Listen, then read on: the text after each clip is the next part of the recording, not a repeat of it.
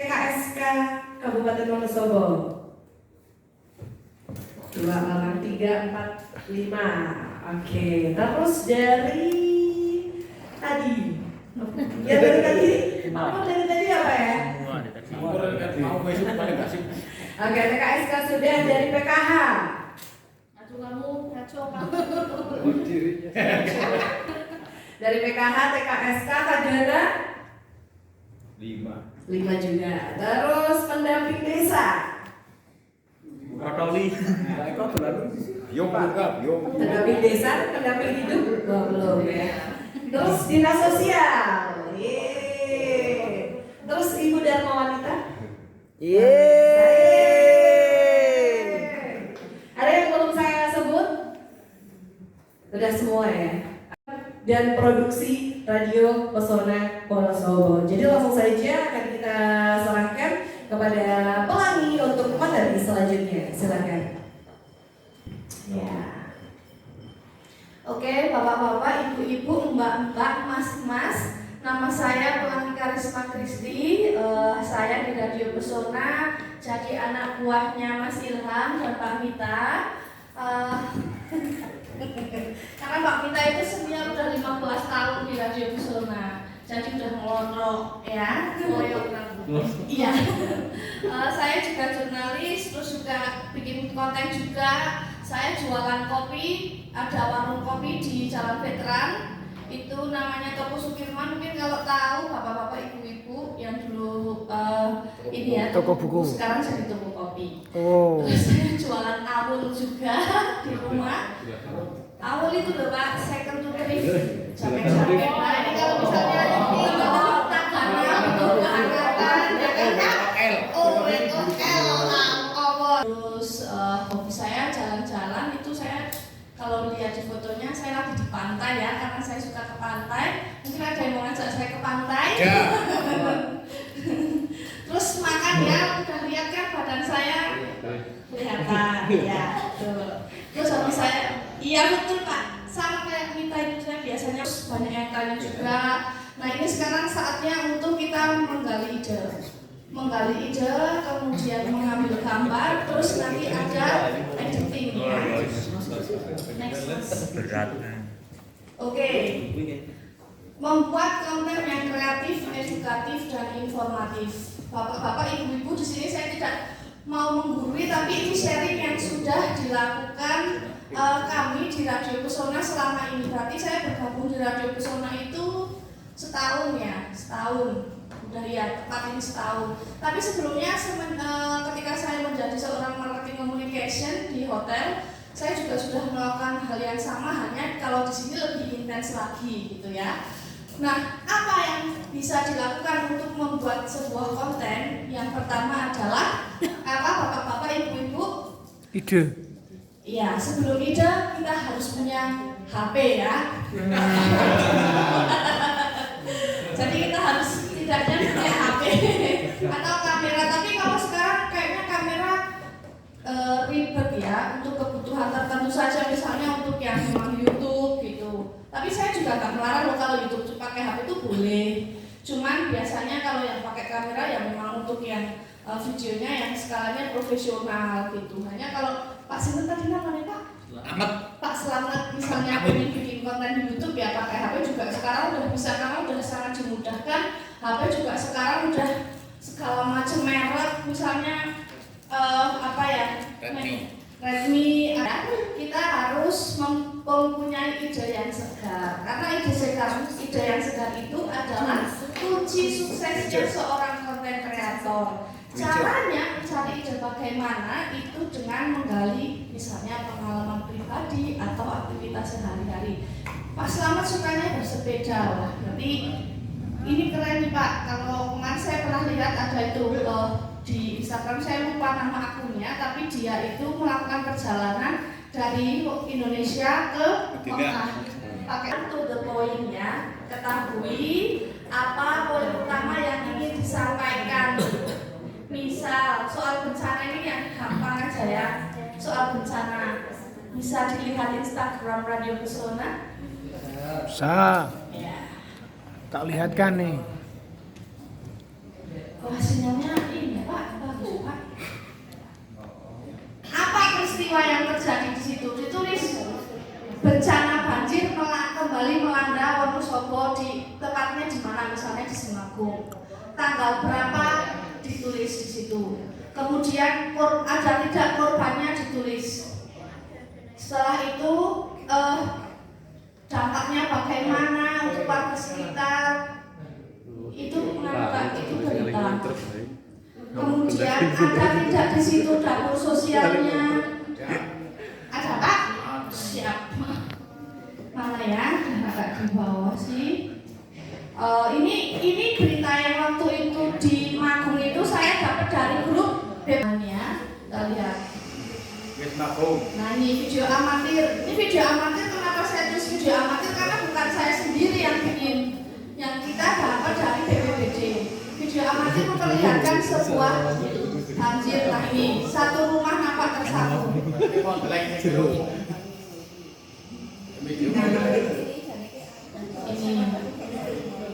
Ini viewernya nggak terus, udah banyak banget, sampai hari itu masih ada yang komen. Lagi cari referensi konten yang lagi FYP. Ini mbak-mbak, mas-mas ada yang suka mengakses TikTok? Nggak punya TikTok? Nah, ini yang sering banget kelihatan trennya lagi apa tuh sebenarnya di TikTok. Ya, jadi sekarang rajin-rajinlah buka TikTok. Saya dulu anti banget sama TikTok, bapak-bapak, ibu-ibu. Anti banget, saya nggak mau suruh joget-joget, nggak mau pokoknya. Tapi ketika saya masuk Radio Pesona, dipaksa sama Mita buat ayo joget. Dipaksa Iqbal, ayo Mbak Ibu joget. Oke, akhirnya oh ya saya tahu, karena saya memang berkecimpung di situ ya saya harus ikut gitu ya. Joget main. Tapi kalau yang parkour saya nggak mau. Kalau yang parkour biar mintul aja, saya enggak.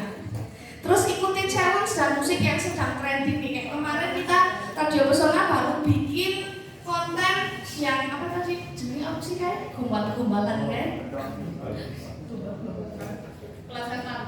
Plesetan yang habis Senin itu selesai ya gitu.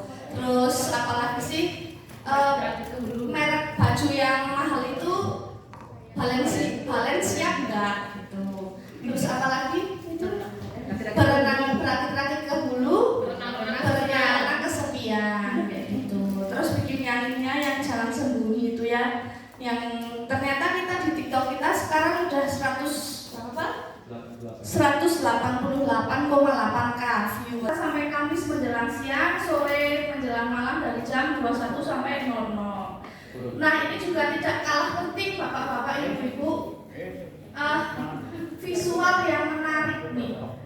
Kadang kan kita asal aja ambil gambar ya, tapi itu walaupun apa ya, itu kan kita bikin video, jadi kita harus menampilkan visual yang semenarik mungkin.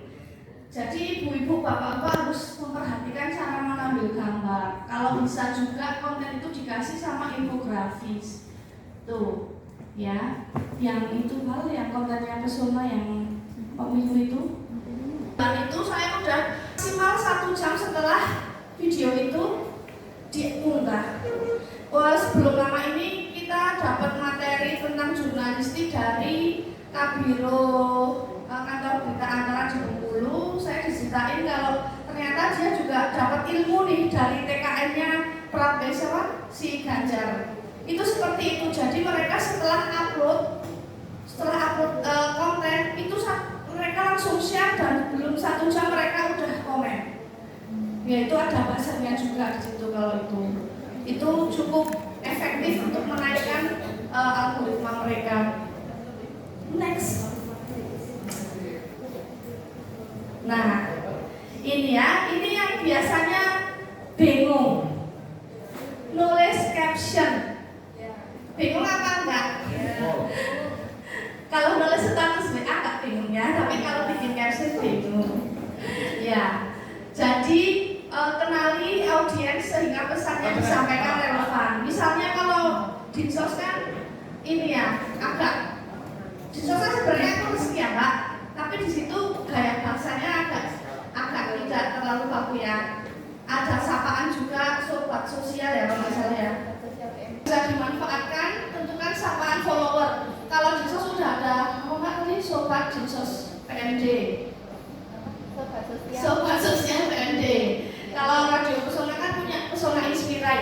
Nanti mungkin yang lain bisa bikin juga. Jadi itu biar merekatkan hubungan kita dengan follower kita gitu. Nah terus tulislah caption yang sederhana, padat dan jelas karena ini keterbatasan karakter. Kalau di Instagram nggak bisa tuh kita nulis berita satu upload tuh nggak bisa. Hanya mau dikasih emoji misalnya yang smile apa love gitu, itu juga bisa tapi jangan terlalu banyak. Nah masalah ini ajak juga netizen untuk berinteraksi. Misalnya kita kemarin bikin yang konten itu yang apa, yang gombal-gombalan itu, yang plesetan itu, kita juga bikin tuh di bawahnya. Gimana menurut kalian, yuk share di kolom komentar. Itu yang komen ternyata banyak banget. Next one, Bang. Nah ini ada yang bisa ini menggunakan kalau kita membuat produk visual, artinya kita juga harus punya visual yang bagus. Nih, angle kamera ini bapak-bapak, ibu-ibu diperhatikan ada berbagai macam angle kamera yang bisa dimanfaatkan ketika membuat konten. Ini ada bird eye, itu pengambilan gambar pada sudut pandang yang tinggi dan jauh seperti burung yang melihat ke bawah. Itu ada di nomor 1. Kemudian ada high angle, pengambilan gambar dari sudut pandang yang tinggi, itu lebih rendah dari yang bird eye. Kemudian ada eye level straight angle, itu pengambilan gambar dengan sudut pandang normal atau sejajar dengan mata manusia. Lanjut lagi, low angle, itu pengambilan gambar pada sudut pandang yang rendah. Nanti gitu.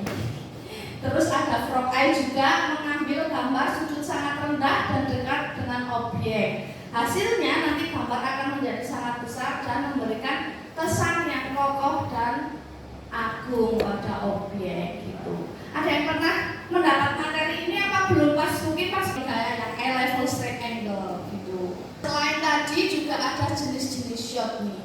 Ini juga penting nih bapak-bapak ibu-ibu. Ada namanya extreme long shoot.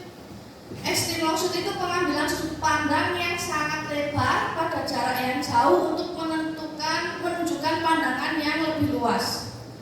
Ada juga very long shoot, pengambilan gambar dengan panjang, jauh dan luas tapi tampak lebih kecil dari ELS, biasanya menggambarkan objek lebih banyak. Nah ini saya sharing sedikit, dulu saya ikut kalau ekstrakurikuler di kuliah itu namanya apa ya? Oh iya, UKM film dulu waktu saya kuliah. Jadi teman-teman kalau mau bikin film, mau produksi film, ada namanya DOP. DOP itu Director of Photography. DOP biasanya akan bikin shoot list. Nah ini nanti shoot list sama skenario itu jadi satu, dipegang sama sutradara, sama DOP, sama kameramen. Shoot list dan juga skenario karena tidak boleh terpisahkan, jadi harus hafal itu. DOP, sutradara pasti hafal. Namanya LS, ELS, LS, MLS itu hafal. Karena kalau misalnya di shoot list mau nulis medium long shoot kan kepanjangan ya. Jadi itu pakainya singkat-singkat tuh, makanya saya dikasih singkatan di belakang. Nah itu tak lanjutkan lagi, itu ada long shoot menunjukkan objek sekaligus latar belakangnya, itu bisa dilihat contohnya di sebelah kanan. Kemudian ada medium long shoot nih, MLS. Itu dekat dari sasaran objek kepala hingga ke pinggang.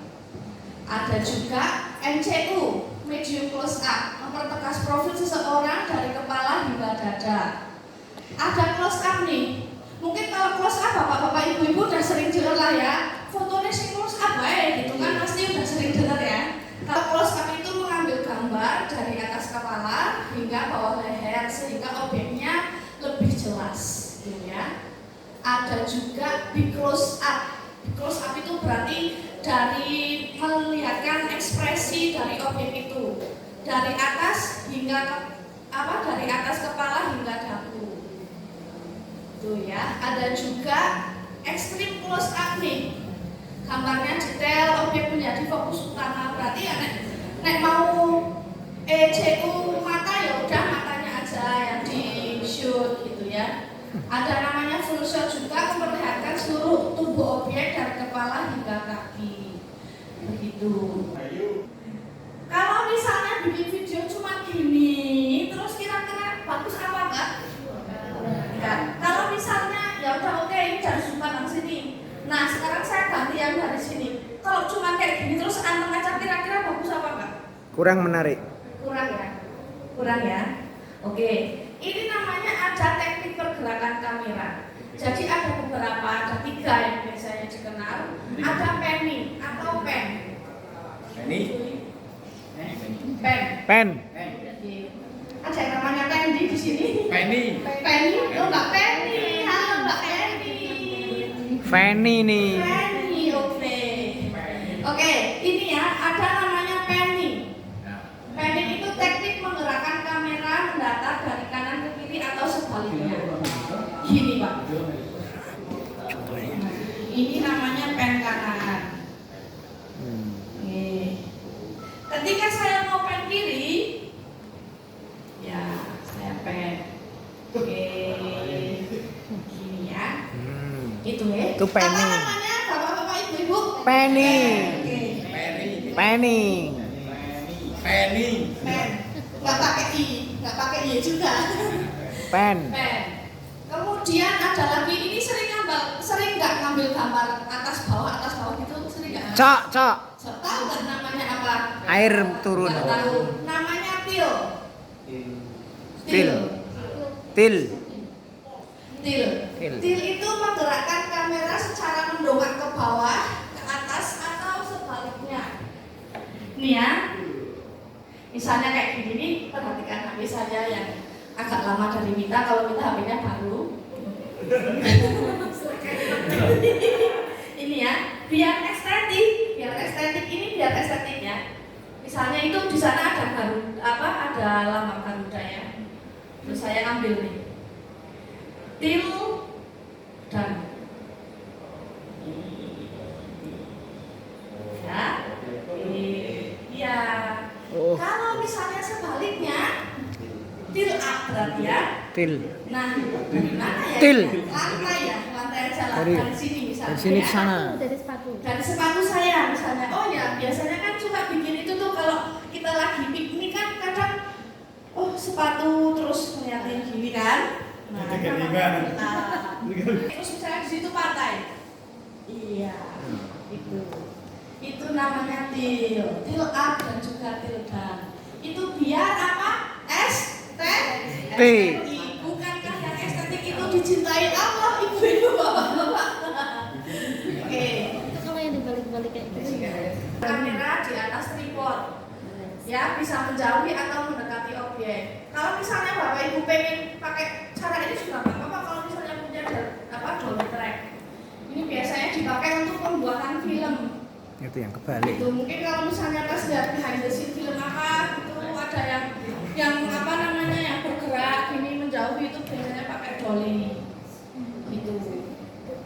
Saya dulu di rumah punya dolly track Pak. Oke, kereta itu. Bikin sendiri, yang bikin ayah saya, tapi karena ayah saya kan juga ini kan suka bikin film gitu, jadi kalau pas ada acara kampus bikin film, teman-teman saya dari Jogja ke sini bawa dolly tracknya ke Jogja. Itu dulu seperti itu, tapi sekarang udah nggak ada karena ya kan karena kebutuhan kita cuma bikin konten ini, saya rasa kalau pakai dolly track tidak perlu ya. Bisa diunggah, nanti kalau nggak dikirim ke saya nanti bisa kita collab bareng kok.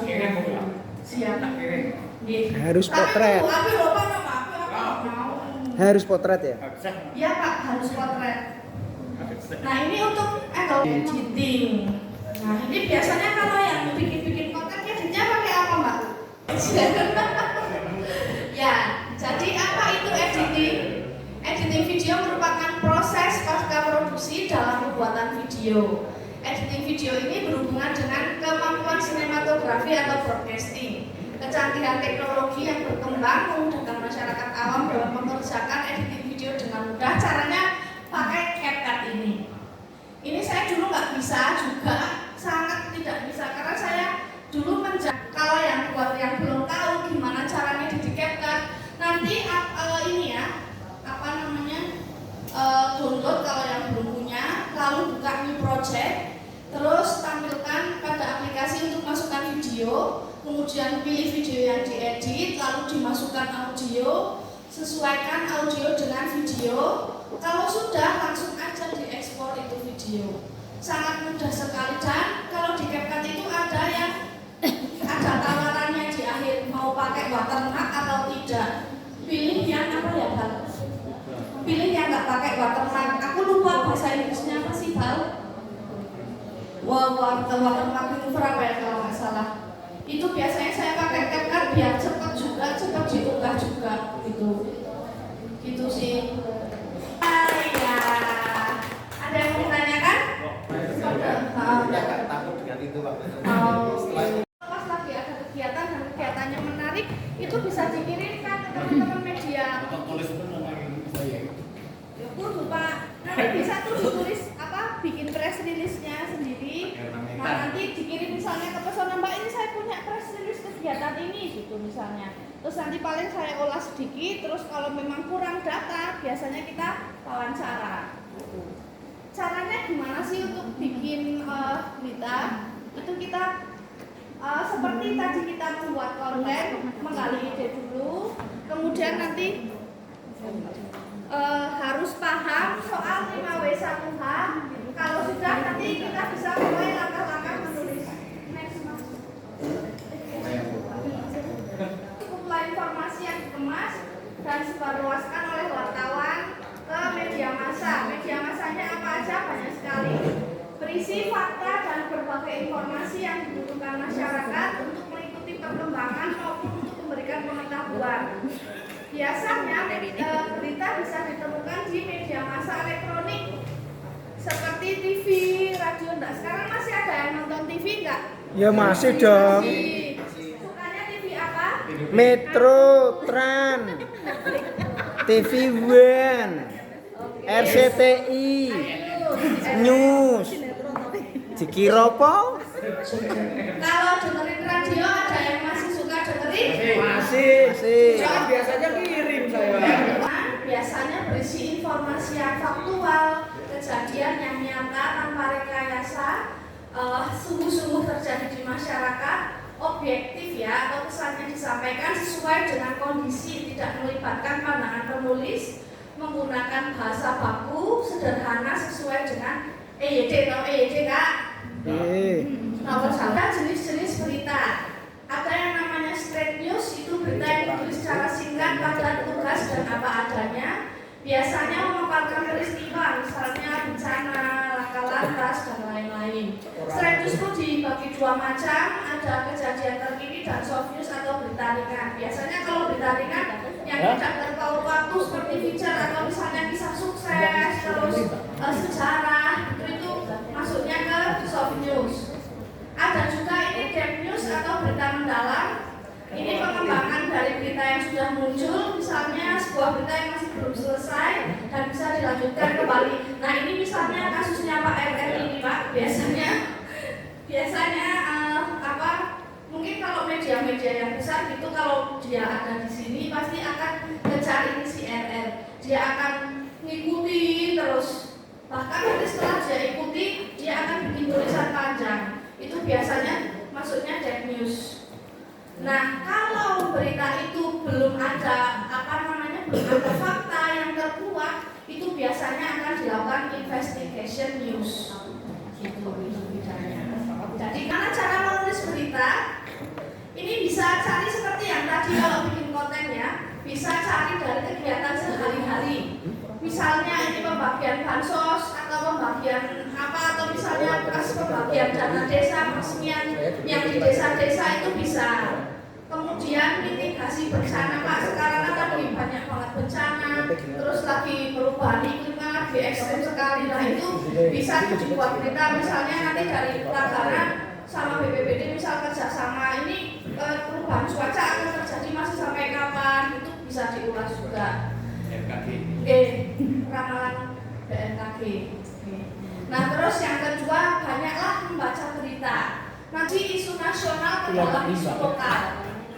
Misalnya sekarang isu nasionalnya itu harga beras naik, boten ibu-ibu?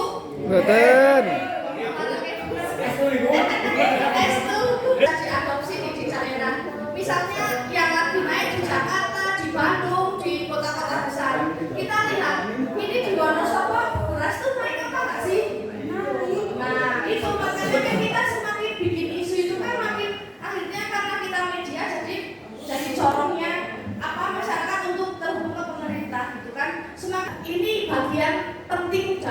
membuat sebuah berita. 5W1H ada yang pernah paham, pernah dengar? Pernah? Mas yang di belakang? Mau tahu siapa saja yang terlibat di dalamnya, Mas? Ya, semua berita dimulai dari pertanyaan apa? Apa yang sedang terjadi? Siapa saja yang terlibat? Misalnya siswa sedang membaca buku. Kapan? Kapan peristiwa tersebut terjadi? Misalnya Java Balon Festival kedua digelar pada Minggu 27 Agustus kemarin. Nah, di mana kejadian itu terjadi atau di mana kegiatan tersebut dilaksanakan? Misalnya, contoh kebakaran hutan terjadi di lereng Gunung Sumbing. Lanjut, bagaimana peristiwa ini bisa terjadi? Misalnya kronologi sebab akibatnya bagaimana? Contohnya, kenaikan harga sayur terjadi akibat adanya kemarau panjang. Tuh. Nah, mengapa peristiwa ini terjadi? Nanti bisa dijelaskan lagi. Kemudian ini yang lebih mendalam, ini biasanya ditemui di tulisan reportase, tindak kriminal atau human interest lainnya.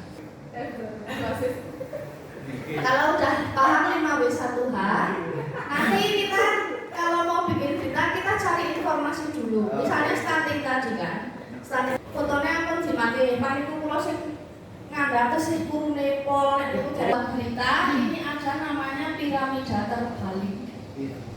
Ada yang pernah dengar istilah piramida terbalik? Ya, jengking. Nggak sejengking itu sih Pak. Ya, ini namanya piramida terbalik. Apa itu piramida terbalik? Itu menuliskan informasi yang sangat penting di bagian awal, kemudian dilanjutkan menulis informasi umum atau yang kurang berarti di bawahnya. Ben menarik. Jadi ya, betul. Ya. Nanti kalau sudah paham piramida terbalik ini, gampang bikin berita. Ada lead namanya. Lead itu bagian awal atau pada bagian ini terdapat unsur penting 5W1H. Informasi ini dituangkan di awal, jadi pas paragraf pertama itu terdiri dari 1 sampai 2 paragraf dan tidak lebih dari 30 kata. Jadi gimana caranya di dalamnya itu kita menuangkan seluruh isi berita, tapi hanya tidak boleh lebih dari 30 kata. Iya. Mbak, berarti gini. Setelah membuat lead, nah ini kalau bikin lead itu emang susah ya, karena biasanya kan kalau lead itu misal menulis biasanya tergantung medianya masing-masing. Ada yang di depan itu menulis kotanya Wonosobo misalnya terus frame, ada yang misalnya Wonosobo koma baru kalimat awal leadnya. Itu. Yang terakhir itu ada tail atau ekor berita, merupakan bagian yang berisi informasi tambahan atau pelengkap dari berita. Biasanya dituliskan penilaian harapan, maksudnya kan biasanya kalau saya tuh ya sebelum pas berita udah mau selesai ditulis, bupati berharap apa gitu, misalnya berharap dari kegiatan itu apa, atau tadi Bu Arti bilang saya harap kegiatan ini nanti akan berkesinambungan gitu. Atau nanti bisa juga nih misalnya kasus RR lagi ya Pak, yang gampang berat, yang nggak gampang itu rumit sih. Tapi misalnya ada berita lanjutan dari RR nih, orang belum tentu tahu siapa RR itu kan? Ada. Oh, itu leadnya yang atas. Iya, coba dibaca. Ini saya dulu nulis koran ya Pak. 2002. Untuk menyaksikan Java Balon.